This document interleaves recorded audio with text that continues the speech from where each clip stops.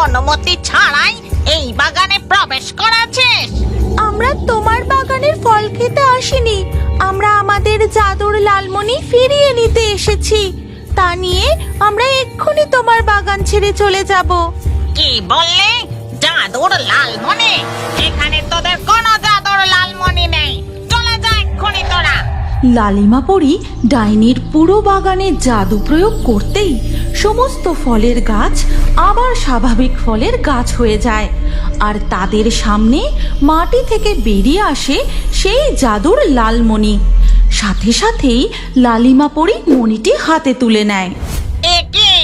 আমার স্বাদের আশ্চর্য ফলের বাগান বদলে স্বাভাবিক বাগান কিভাবে হয়ে গেল? তোরা এক্ষুনি আমার বাগান আগের মতো করে দে, না হলে আমি তোদের।